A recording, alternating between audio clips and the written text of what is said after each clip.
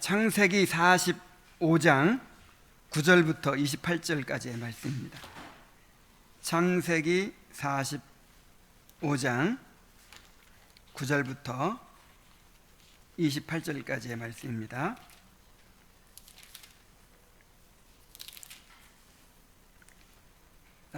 그런데 우선 13절까지만 읽겠습니다.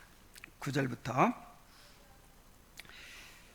당신들은 속히 아버지께로 올라가서 아뢰기를 아버지의 아들 요셉의 말에 하나님이 나를 애굽 전국의 주로 세우셨으니 지체 말고 내게로 내려오사 아버지의 아들들과 아버지의 손자들과 아버지의 양과 소와 모든 소유가 고센 땅에 머물며 나와 가깝게 하소서.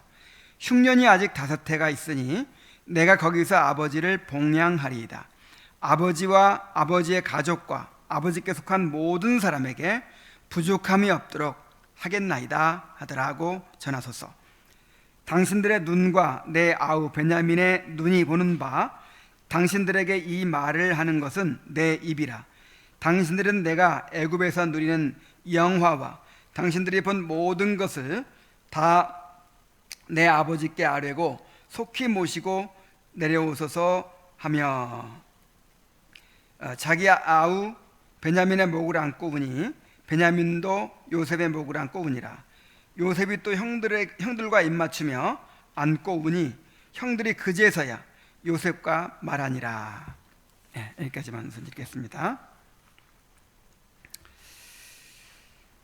자신을 형들에게 드러낸 요셉은 가족들을 위한 자신의 계획을 형들에게 알리고 아버지와 온 가족들을 애굽으로 데려오게 합니다. 요셉의 형들은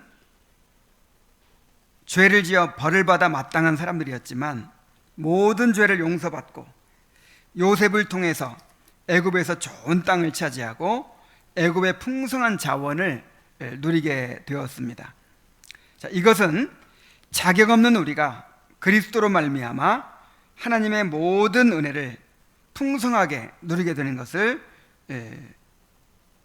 모형으로 보여줍니다. 본문을 통해서 주님 안에서 누리는 풍성한 은혜를 더욱 깊이 깨닫게 되기를 바랍니다. 자, 오늘 본문 가운데서 요셉은 자신이 가족들을 돌보겠다고 약속하면서 형들에게 가나안 땅으로 돌아가서 아버지와 모든 가족들을 애굽으로 데려오라고 말하고 있죠. 자, 요셉은 형들에게 아버지께로 올라가서 자신의 말을 이렇게 전하라고 합니다. 하나님이 우리 가족을 기근 가운데서 구원하시고 큰 민족으로 번성하도록 하시기 위하여 나를 애굽의 총리로 세우셨으니 모든 가족과 소유를 이끌고 내려오셔서 나와 가까운 고센 땅에 정착하도록 하십시오. 흉년이 있을 동안 내가 아버지를 봉행할 것이며 아버지와 아버지의 가족과 아버지께 속한 모든 사람에게 부족함이 없도록 하겠습니다. 이렇게 전하라고 합니다. 자, 그리고 형들에게 당신들은 내가 애굽에서 누리는 영화와 당신들이 본 모든 것을 다 아버지께 전하고 속히 모시고 내려오소서라고 말합니다. 요셉은 오래전부터 가족들을 애굽으로 이주시킬 계획을 세우고 가족들이 정착할 땅까지 다 마련해 두었습니다. 그 땅이 어느 땅이죠? 고센 땅이에요. 이 고센 땅은 어디냐면은 이 나일강 하류의 삼각주 지역에 있는 목초지예요. 이 애굽 사람들은 농경민족이기 때문에 목초지가 별로 필요 없습니다. 그래서 사람이 살지 않아요. 그런데 이스라엘 백성들은 양을 치는 유목민이기 때문에 목초지가 가장 필요하죠. 그리고 또 이 고센 땅은 이제 가나안 땅에서 그 애굽의 수도 쪽으로 들어오기 전에 이제 그 시내 반도를 넘어가면 그 이제 삼각주가 있는 그 지역이거든요. 그래서 이 애굽 본토와 떨어져 있어요. 그래서 이 우상이 가득한 그 애굽 사람들로부터 따로 이렇게 독립해서 살 수 있는, 영향을 받지 않고 살 수 있는 그런 지역이었어요. 그리고 나중에 이제 출애굽할 때도 그 변방에 있으니까 이제 떠나기도 쉬운 그런 땅이었습니다. 그러니까 그 이스라엘 백성들이 애굽에 정착하기에 아주 최적지였어요. 하나님께서 마련해 두신 가장 좋은 땅을 이제 요셉이 찾아서 그렇게 예비한 것입니다. 요셉은 이렇게 가족들을 위한 계획을 세워놓고 그들을 시험하고 준비시켰던 것입니다. 이와 같이 주님은 우리를 향한 놀라운 계획을 가지시고 우리를 인도하고 계십니다. 우리를 준비시키고 계십니다. 요한복음 14장 1절부터 3절까지 한번 찾아볼까요? 요한복음 14장 1절부터 3절. 너희는 마음에 근심하지 말라. 하나님을 믿으니 또 나를 믿으라. 내 아버지 집에 거할 곳이 많도다. 그렇지 않으면 너희에게 일렀으리라.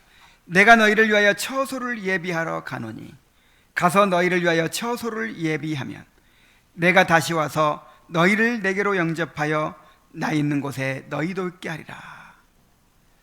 자, 요셉이 애굽에 뭐 하러 갔죠? 처소를 예비하러 갔어요. 이 대기근시에 이제 자기 가족들이 그 기근에서 구원받을 수 있도록 그렇게 예비하고 또 큰 민족으로 번성할 수 있는 그런 장소를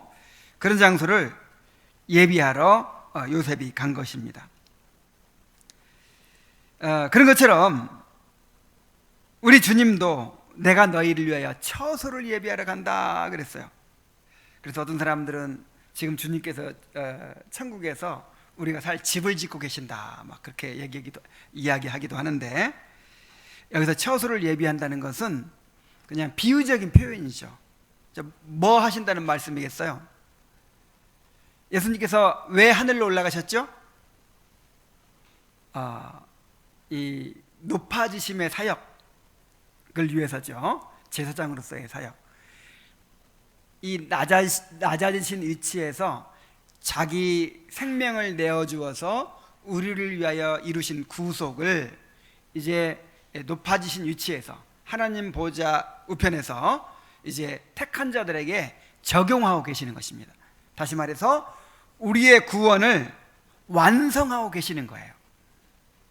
그것을 이제 비유적인 표현으로 마치 우리 집을 지금 막 짓고 계신 것처럼 그렇게 표현을 한 것이죠. 결국 우리를 준비시키고 계시는 거예요. 우리의 구원을 이루고 계시는 거예요. 그래서 우리의 삶은 천국 백성으로서의 이 준비되는 그런 삶이라 하는 것을 우리가 항상 기억해야 합니다. 여러분, 우리가 이 땅에서 왜 살아요? 무엇을 위해 살아요? 구원을 이루기 위해 살아요. 구원을 이루기 위해서. 저 천국을 상속받는 자로 준비되기 위해서 살아요. 모든 목적이 거기에 맞춰져 있는 것입니다. 그래서 이 땅에서 뭐 더 잘 살고 못 살고 더 편하게 살고 더 뭐 좀 힘들게 살고 이런 게 큰 의미가 없어요. 우리가 잠시 받는 환난에 경한 것이 지극히 크고 중한 영광에 중한 것을 이루게 한다 그랬어요. 그래서 우리는 환난 중에도 즐거워할 수 있어요. 목표가 뭐니까? 목표가 이 땅에서 잘 먹고 잘 사는 게 아니라 저 천국을 상속받는 사람으로 준비되는 것이니까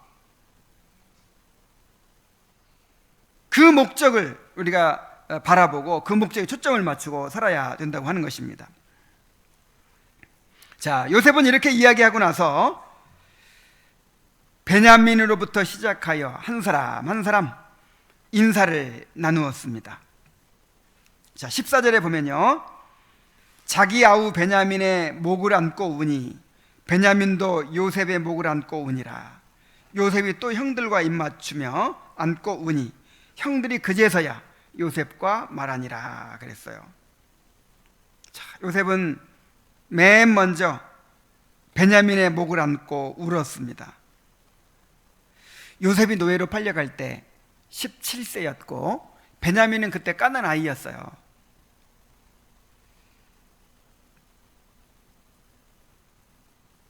아마 요셉은 자신도 큰 고난을 겪었지만 집에 남아있는 이 친동생 베냐민을 한시도 잊지 못했을 것입니다.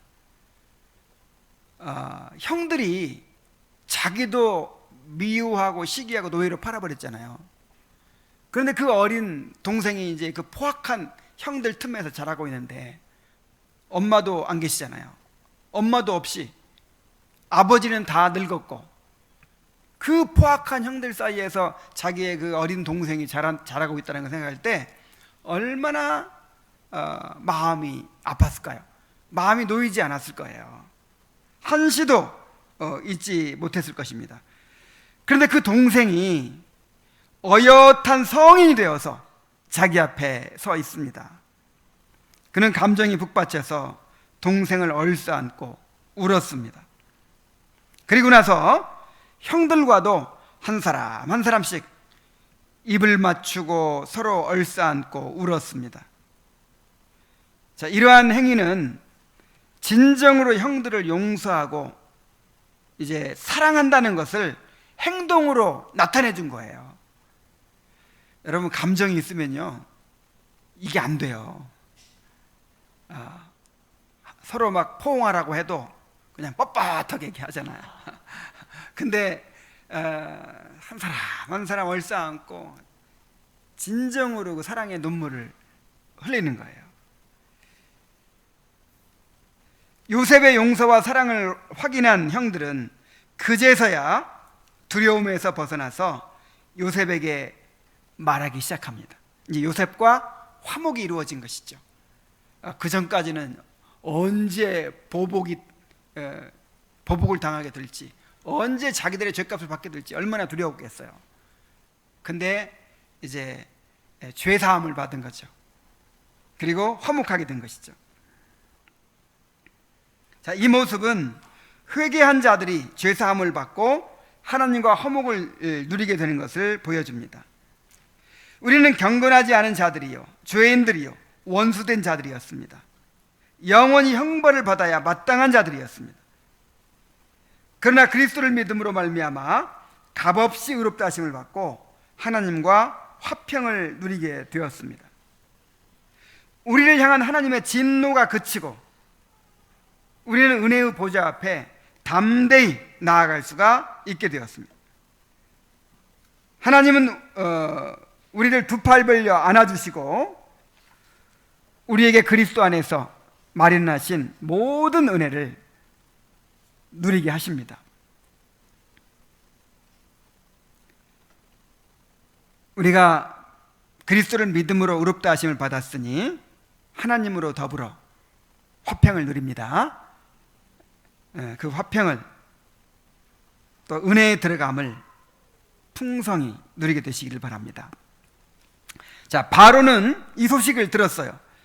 요셉의 형들이 왔다는 소식을 듣고 정식으로 야곱의 가족을 애굽에 초청합니다. 16절부터 봅니다. 요셉의 형들이 왔다는 소문이 바로의 궁에 들림에 바로와 그의 신하들이 기뻐하고 바로는 요셉에게 이르되 내 형들에게 명령하기를 너희는 이렇게 하여 너희 양식을 싣고 가서 가나안 땅에 이르거든 너희 아버지와 너희 가족을 이끌고 내게로 오라. 내가 너희에게 애굽의 좋은 땅을 주리니 너희가 나라의 기름진 것을 먹으리라. 이제 명령을 받았으니 이렇게 하라. 너희는 애굽 땅에서 수레를 가져다가 너희 자녀와 아내를 태우고 너희 아버지를 모셔오라. 또 너희의 기구를 아끼지 말라. 온 애굽 땅에 좋은 것이 다 너희 것임이니라. 자, 요셉의 형들이 왔다는 소식을 듣고 바로와 그의 신하들이 기뻐했다고 했습니다.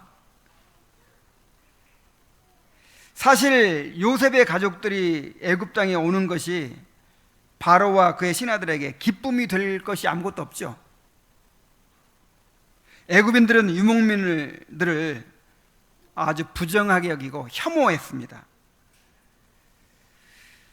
그리고 어떻게 보면 이제 요셉이 자신의 지위를 이용하여 사적인 이익을 취하는 것이잖아요. 그리고 자기들이 혐오하는 이민족들이 와서 애굽의 땅과 자원을 차지하게 되는 일이잖아요. 그런데도 불구하고 바로와 그의 신하들이 기뻐했어요. 왜 기뻐했을까요? 그만큼 요셉이 쌓은 공로가 있는 거예요. 요셉이 애굽을 위해서 해놓은 일이 너무 많은 거예요. 지금도 요셉의 덕분에 먹고 살고 있는 거예요. 그래서 요셉을 존경하고 요셉을 사랑하고 그 요셉의 덕분에 먹고 살고 있기 때문에 바로도 바로의 신하들도 그 요셉에게 딸린 식구들이 왔다는, 요셉의 형들이 왔다는 소식을 듣고 기뻐했다는 것입니다. 바로는 요셉에게 아버지와 가족들을 데려오도록 명령을 내립니다.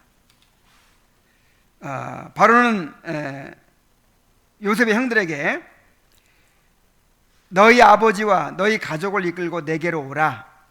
내가 너희에게 애굽의 좋은 땅을 주리니 너희가 나라에 기름진 것을 먹으리라고 합니다. 애굽의 좋은 땅을 주겠다. 그리고 이 나라에 기름진 것을 너희들이 먹게 될 것이다. 이 나라에서 좋은 거 내가 다 공급해 주겠다. 그러면서 왕실의 수레를 내어줍니다. 당시 이 수레는요, 왕이나 왕의 버금가는 총리나 이런 사람들만 타는 것이었어요. 근데 그 요셉의 아버지 야곱을 극진히 예우를 해서, 요셉의 가족들 극진히 예우해서 왕실의 수레를 내어주는 거예요. 이 수레에 모시고 오너라.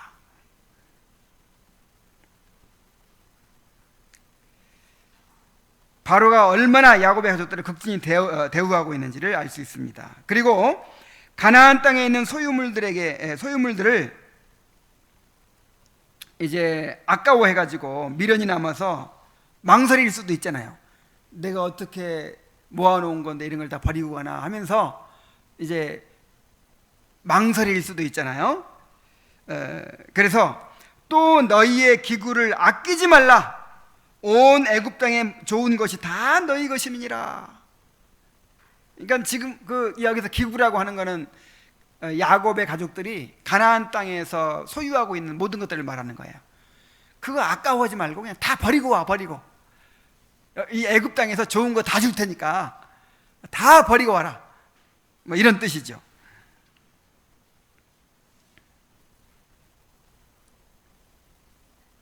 자, 야곱의 가족들이 바로에게 왜 이러한 대접을 받는 것입니까? 그들은 이런 대접을 받을 만한 아무런 이유가 없어요. 아무런 근거도 없어요. 바로가 애굽의 이방 나라의 왕이 아니 야곱에게 무슨 관심이 있다고, 야곱의 아들들에게 무슨 관심이 있어서 이렇게 은혜를 베푸는 것입니까? 누구 때문에 이런 은혜를 받는 거예요? 오로지 요셉의 공로로 인하여 이렇게 바로에게 환대를 받는 것입니다. 이와 같이 우리는 아무 자격이 없는데, 우리는 오히려 형벌받고 버림받아야 마땅한 사람들인데 그리스도의 공로를 인하여 놀라운 하나님의 은혜를 누리고 있습니다. 하나님은 그리스도 안에서 하늘에 속한 모든 신령한 복을 우리에게 베풀어 주십니다. 하나님은 우리의 모든 죄를 사하여 주시고 우리를 의롭다고 인정해 주셨습니다. 우리를 당신의 자녀로 삼으시고 그리스도와 함께 하나님의 상속자가 되게 하셨습니다. 그래야 하늘의 기업을 차지하고 영원토록 하나님의 영광을 누리게 하셨습니다. 그리고 이 땅에 사는 동안에도 아버지의 사랑으로 우리를 돌보시며 모든 좋은 것을 아끼지 않고 베풀어 주시겠다고 약속해 주셨어요. 아니 도대체 왜 우리에게 이렇게 은혜를 베풀어 주시는 것입니까? 도대체 무엇을 근거로 우리가 이렇게 하나님의 사랑을 받는 것입니까? 우리가 무슨 공로를 쌓은 것이 있습니까? 우리는 미련하고 어리석고 무지한 자들입니다. 마음과 행위가 심히 부패한 자들입니다. 우리가 행한 일이라고는 죄를 지은 것밖에 없어요. 우리는 하나님의 진노와 저주를 받아 마땅한 자들입니다. 그런데 왜 하나님은 우리에게 이토록 놀라운 은혜를 베푸시는 것입니까? 바로 그리스도께서 이루신 공로 때문입니다. 그리스도께서 자기 피로 우리의 모든 죄를 대속하시고 율법의 요구를 완전하게 이루어 주심으로 우리에게 베푸실 모든 은혜를 획득하셨어요. 그리하여 우리는 그리스도께서 얻어놓으신, 그리스도께서 획득하신 그 은혜를 값없이 선물로 누리게 되는 것입니다. 그래서 여러분, 우리가 그리스도를 생각하지 않고 바로 하나님을 생각해서는 안 돼요. 내가 어디 이쁜 구석이 있어가지고 그래 내가 좀 착하긴 하지, 내가 좀 잘 참긴 하지, 내가 그래도 또 좀 열심은 있지, 그래서 기도는 열심히 했지. 항상 이렇게 나를 생각하고 바로 그냥 하나님께로 나가려고 해서는 안 돼요. 여러분, 우리는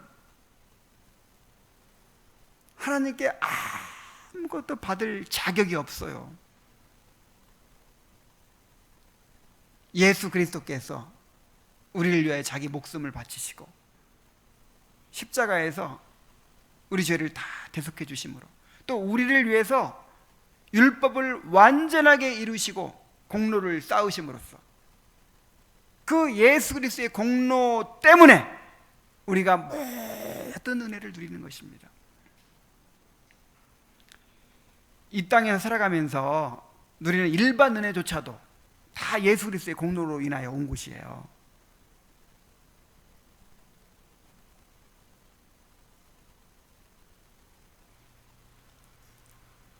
우리는 정말 그리스도의 공로 때문에, 그리스도의 중보로 인하여 하나님의 은혜를 누리게 된다는 것을 항상 기억해야 됩니다. 자, 이제 21절부터 또 계속해서 봅시다. 은혜를 받은 자들의 책임을 또 보여주고 있어요. 요셉은 바로의 명령대로 형들을 야곱에게 보내면서 길에서 다투지 말라고 당부를 합니다. 21절부터 읽어보겠습니다.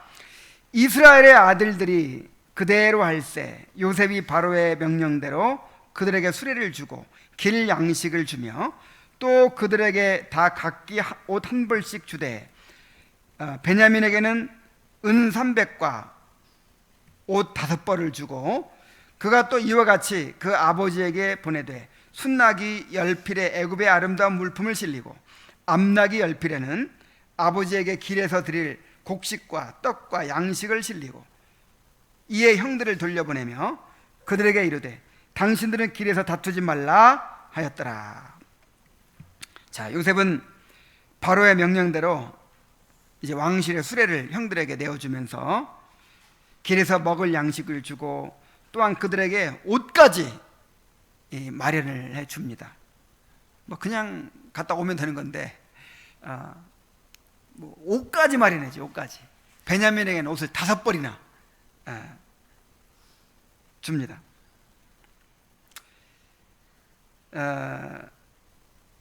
아버지를 위하여 순나기 열필에 애굽의 아름다운 물품을 실리고 암나기 열필에 아버지에게 길에서 드릴 곡식과 떡과 양식을 실리고 그렇게 형들을 이제 돌려 보냅니다. 그러면서 형들에게 한 가지 당부를 하죠. 뭐라고 당부해요? 길에서 다투지 마세요. 서로 다투지 마세요. 이렇게 당부를 합니다. 자, 요셉이 왜 이런 당부를 했을까요? 또 베냐민을 시기할까 봐서 그랬을까요? 그런 건 아니었던 것 같아요. 왜냐하면 이미 그 베냐민에 대한 시기심을 버린 것을 확인했잖아요. 그리고 베냐민의 친형이 지금 총리가 돼 있는데 베냐민한테 잘못했다가는 큰일 나죠. 그래서 아마 이 베냐민을 시기하지 말라 그런 의미는 아니었던 것 같아요. 요셉의 당부는 서로 지난날의 잘못을 들춰내지 말고 다 용서하라는 그런 말이었습니다. 42장에 보면 르우벤이 동생들에게 책임 추궁하는 내용이 나오죠. 내가 너희더러 그 아이에게 득죄하지 말라고 하지 않았느냐?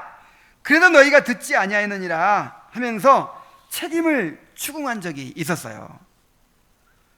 자, 이렇게 서로 지난날의 책임을 따지다 보면 자, 요셉을 파는 데 있어서 주도적으로 나섰던 주범도 있을 것이고 옆에서 거들었던 공범도 있을 것이고 그냥 다른 형제들이 하는 걸 뒤에 따라서 그냥 암묵적으로 동의했던 종범도 있을 것이고 뭐 그렇겠지만 누가 더 잘했느냐 잘못했느냐 이렇게 따지면 뭘 하겠습니까? 피해자인 요셉이 형들을 다 용서했으니 형들도 서로의 허물을 덮어주고 용서하라는 것입니다. 뭐 요셉을 팔았던 그 죄이든지 아니면 또 형제들끼리 서로 뭐 요셉을 시기하고 질투했으니까 형제들끼리 또 왜 없겠습니까? 뭐 다른 형제들끼리 서로 시기하고 질투고 경쟁하고 하는 것이든지 이런 거 이제 다 그만두라는 거예요. 왜요? 요셉이 다 용서하고 그 다음에 그 형제들을 위해서 예비된 놀라운 은혜가 있으니까 이제 다투지 말라는 거예요. 더 이상 시기하고 경쟁하고 그렇게 하지 말라는 거예요. 이것이 바로 죄사함 받은 자들의 의무입니다. 우리는 영원히 멸망받아야 할 죄를 값없이 용서받았습니다. 그리고 날마다 죄를 용서받고 있습니다. 우리에게 죄 지은 자를 사하여 준 것 같이 우리 죄를 사하여 주옵시고 라고 기도하라고 주님께서 말씀하셨죠. 우리에게 날마다 죄 용서가 필요한 거예요. 날마다. 왜냐하면 날마다 죄를 범하고 살기 때문에. 그러므로 마땅히 다른 사람이 우리에게 잘못한 것들을 용서해 주어야 한다는 거예요. 골로새서 3장 12절로 13절에 보면은 그러므로 너희는 하나님이 택하시고 하나님이 택하사 거룩하고 사랑하신 자처럼, 자, 누구처럼? 하나님이 택하사 거룩하고 사랑하신 자처럼 긍휼과 자비와 겸손과 온유와 오래 참음을 옷 입고, 누가 누구에게 불만이 있거든 서로 용납하여 피차 용서하되 주께서 너희를 용서하신 것과 같이 너희도 그리하고 그랬어요. 자, 우리는 하나님의 택함을 받았죠. 그리고 사랑을 받았죠. 은혜를 받았죠. 그럼 은혜 받은 자처럼 살라는 거예요. 여러분, 은혜 받았습니까? 하나님의 사랑을 받았습니까? 그러면 긍휼과 자비와 겸손과 온유와 오래 참음을 옷 입으래요. 이 옷 입으라는 말은 이 옷은 우리의 성품을 나타냅니다. 성품. 이게 은혜 받은 자의 성품이라는 거예요. 은혜 받은 자예요. 죄를 용서받고 자격 없는 자가 하나님의 무한한 은혜를 받고 날마다 누리며 살아요. 그러니까 뭐가 바뀌어버려요? 성품이 바뀌어버려요. 내가 내 것을 쌓고 남의 것을 뺏어가지고 이 내가 쌓은 자원으로 내가 행복을 누리려고, 내가 안전을 보장받으려고 그렇게 살아갈 때는 다른 사람을 미워할 수밖에 없고 시기할 수밖에 없고 다른 사람과 경쟁하고 다툴 수밖에 없어요. 그런데 이제는 나의 노력과 나의 행위로 내가 안전과 행복을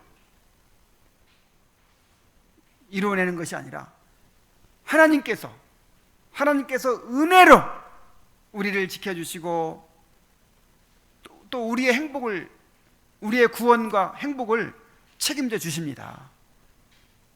그래서 더 이상 다른 사람과 싸울 필요가 없어요. 다른 사람에게 기대하고 요구하고 시기하고 미워하고 경쟁하고 할 필요가 없어요. 그래서 성품이 바뀝니다. 은혜 받은 자는 뭐가 바뀌어요? 성품이.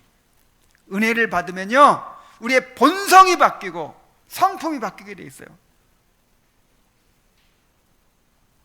긍휼과 자비와 겸손과 온유와, 이름만 온유가 아니고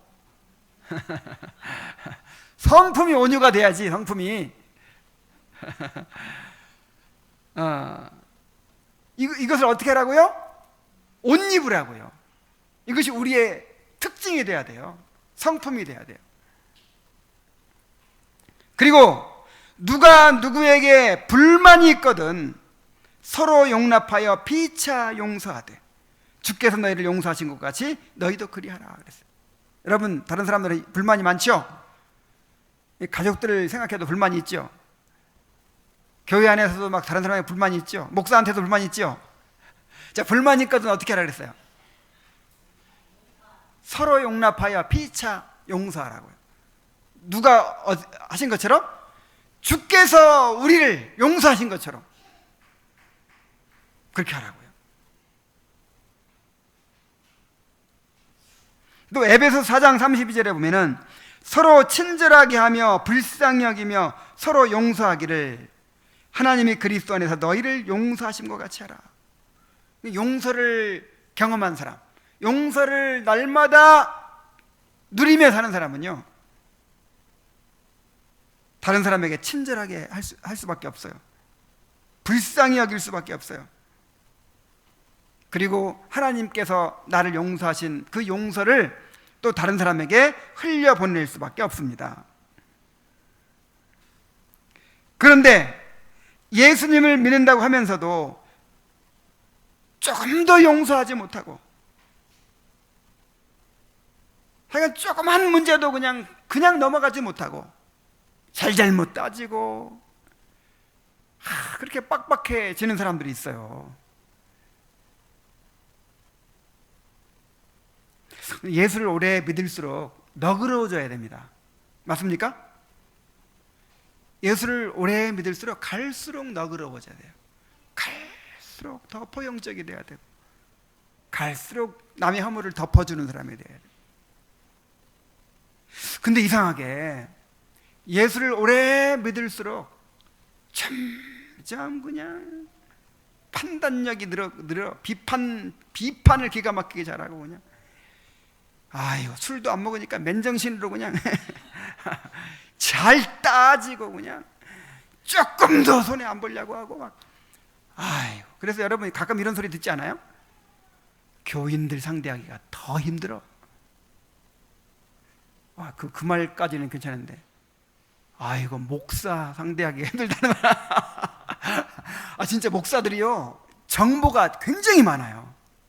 교인들 온갖 사람들 다 이렇게 대하다 보니까 기가 막히게 정보 알고 뭐 빠삭해가지고 뭐 거래를 하면요 이만큼도 손해를 안 보고 정말 그래서 막 목사들 상대했다가 막 학을 띠는 사람들이 있더라고요.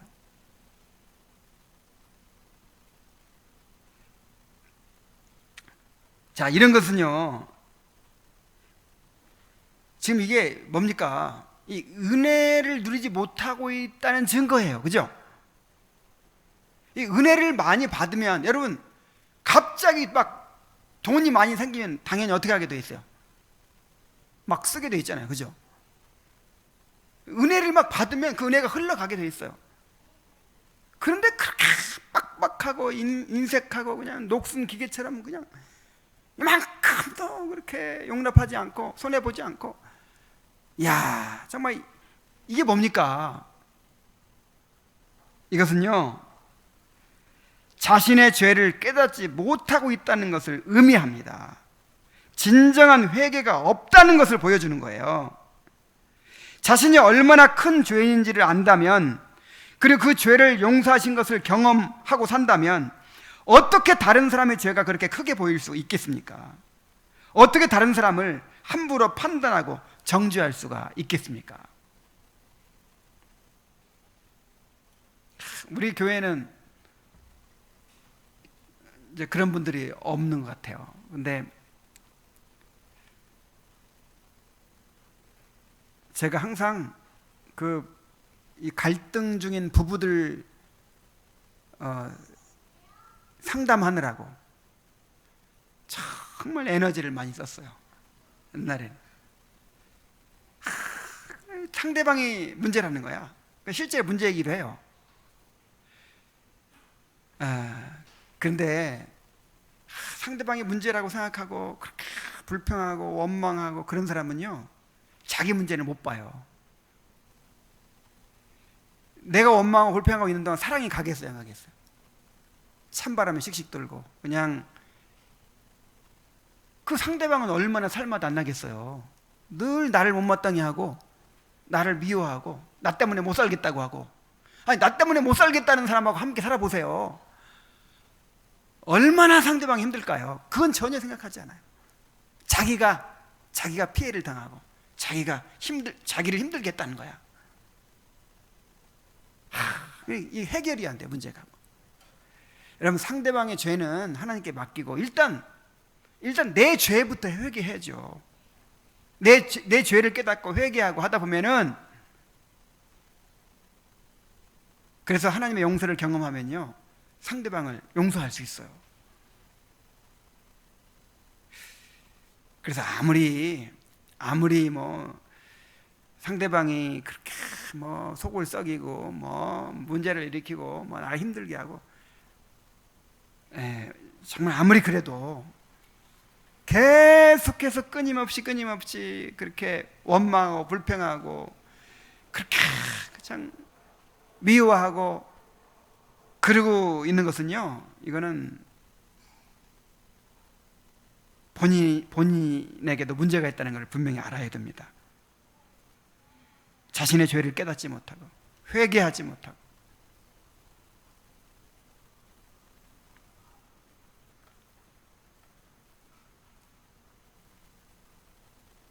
자, 이렇게 다른 사람을 용서하지 못하고 있는 한 자신도 하나님의 용서를 누릴 수가 없다는 사실을 알아야 됩니다. 마태복음 6장 15절에 너희가 사람의 과실을 용서하지 아니하면 너희 아버지께서도 너희 과실을 용서하지 아니하시리라 그랬어요. 자, 우리가 다른 사람 용서하지 않으면 어떻게 하겠다고요?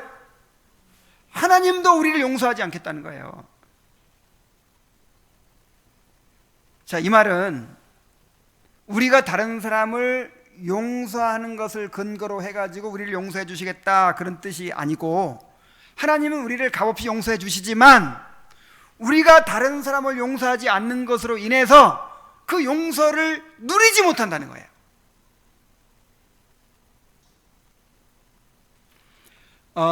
여러분, 다른 사람을 용서하지 않고 있다는 건 뭘 의미하냐면요, 하나님의 용서를 내가 받아들이지 않고 믿지 않고 있다는 것을 의미하는 거예요.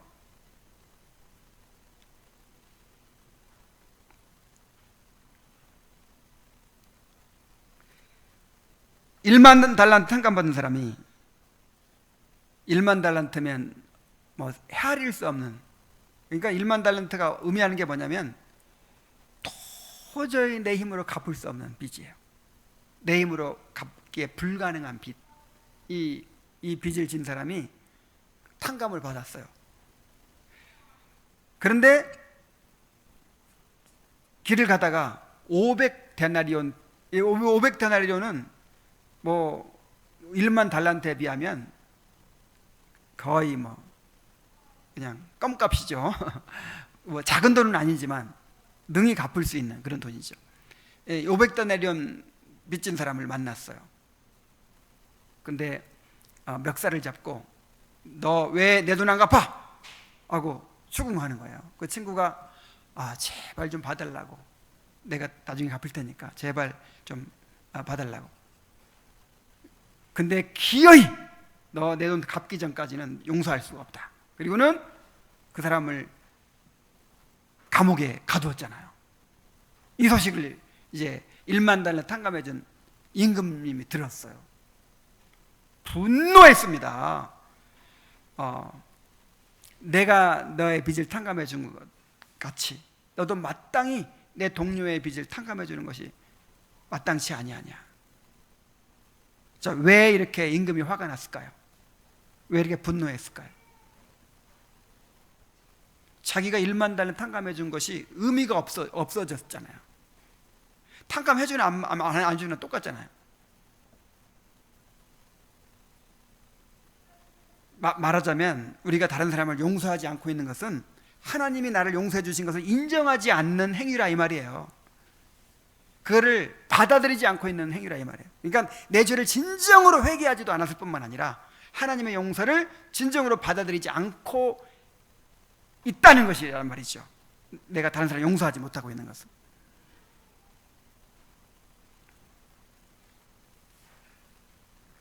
자, 다른 사람의 죄는 하나님께 맡기고 먼저 자신의 죄를 깨닫고 회개해야 합니다. 그렇게 할 때 하나님의 용서를 누리고 하나님의 위로를 누리게 될 것입니다. 자, 그들은 이제 가나안 땅으로 돌아가서 야곱에게 요셉에 대한 소식을 전합니다. 25절부터 봅니다. 그들이 애굽에서 올라와 가나안 땅으로 들어가서 아버지 야곱에게 이르러 알리어 이르되 요셉이 지금까지 살아있어 애굽 땅 총리가 되었더이다.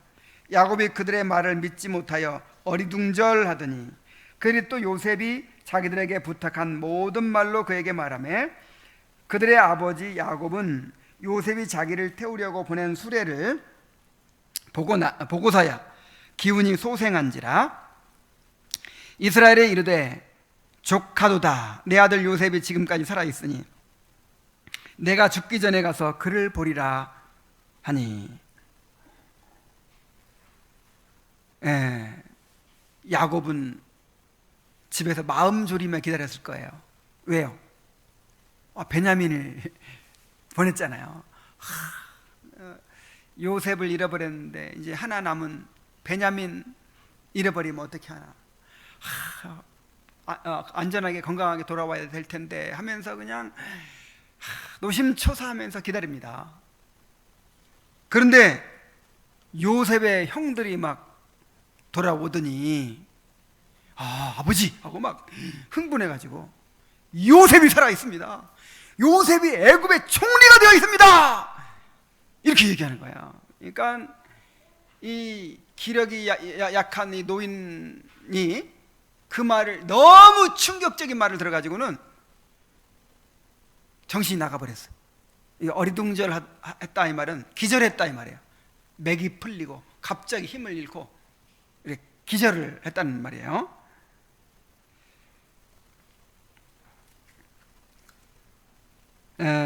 그러나 그들이 요셉의 말을 전하고 또 요셉이 자기를 태우려고 보낸 수레와 여러 가지 물품들을 이제 보여주고, 자 그렇게 하고 나서야 야곱이 제정신이 돌아왔어요. 그러면 정말인가 보다. 하나님께서 요셉의 생명을 보존하시고 더군다나 요셉을 애굽의 총리가 되게 하셨구나. 그래서 야곱은 조카도다. 내 아들 요셉이 지금까지 살아있으니 내가 죽기 전에 가서 그를 보리라 하고 말합니다. 자, 이 요셉이 살아있습니다. 요셉이 애굽의 총리가 되어 있습니다. 그리고 이 기근에서 우리를 구원하기 위해서 이미 다 계획을 세워놓고 있습니다. 땅까지 다 마련해 놓고 있습니다. 바로 왕이, 애굽의 왕이 수레를 보내주고 아름다운 물품을 보내주고 우리에게 모든 좋은 것을 베풀어 주신다고 우리를 초청했습니다. 이게 복음이에요, 복음. 우리가 이렇게 요셉의 형들이 야곱에게 가서 이 기쁜 소식을 전했듯이 우리가 그리스도의 복음을 우리 이웃에게 증거해야 됩니다.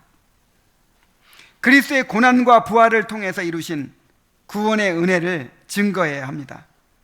이것은 눈에 보이지 않는 일이요, 인간의 이성으로 이해할 수 없는 일이기 때문에 사람들은 이 이야기를 들으면 어리둥절할 수밖에 없어요. 이건 도무지 소화가 될 수 없는 소식이에요. 그러나 성령께서 조명하여 주시기를 간구하면서 이 복음을 증거해야 합니다. 자, 야곱이 못 믿으니까 요셉의 형들이 어떻게 했어요? 수레를 보여주고, 이 바로가 보내준 수레입니다. 그리고 요셉이 보낸 이 애굽의 아름다운 물품입니다 하면서 막 이것저것 다 보여주니까 그제서야 믿어요.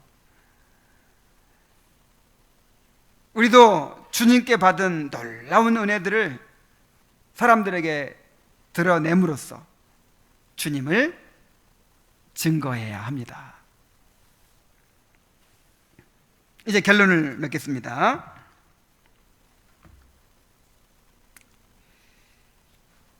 자, 이 요셉의 가족들이, 요셉의 형들이 요셉을 인하여 누리게 된 그 말도 안 되는 그 놀라운 은혜를 한번 생각해 보십시오.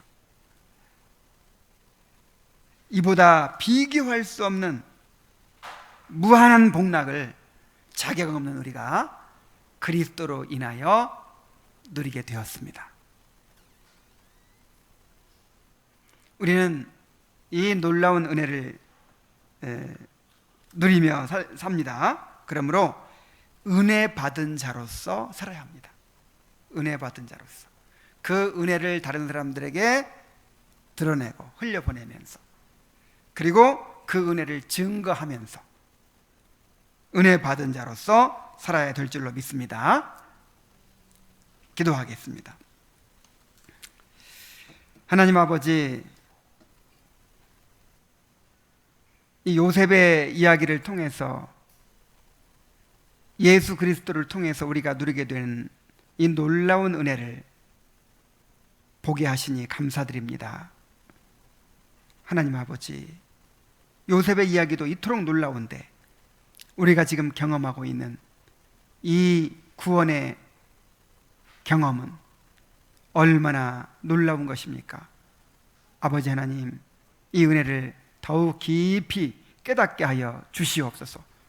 그리고 은혜 받은 자로서 살게 하여 주옵소서.